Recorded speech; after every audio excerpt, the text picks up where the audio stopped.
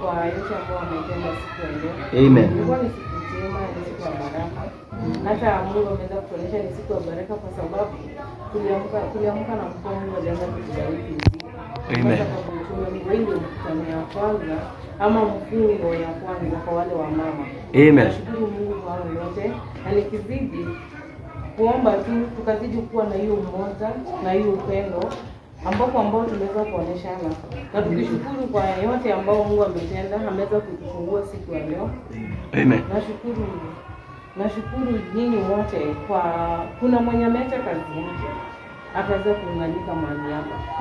Namshukuru Mungu kwa yote na Mungu azidi kumwona kadiri kumtendea. Na mimi naendelea tu Mariani ameacha.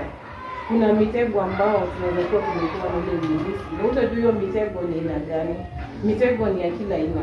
Unaweza kuwa tu umetoka tu hapo. Either tusemeka tunapita, either ni kugonge ni kukwaze, bado hiyo ni mitego. Itakuwa tu kikwazo kwako kwa sababu nimeweza kukutega na nimetega ile kenye mgongo umepokea.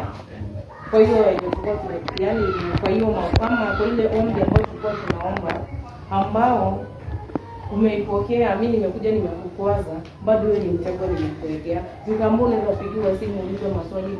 Katika hizo maswali bado nikaenda kujiingiza kwa zile maneno ambayo zifai. Utajipata ila umeingia kwa ile hata nite tu udaku. Umeanza udaku ndani udaku wa kanisa. Sasa hiyo ifai bado hiyo ni mitego. Ukiingia bado kwa zile maneno bado hizo zitakuwa tu mitego. Na nikifika kwa mimi naweza soma tu itakuwa tu ni mizo.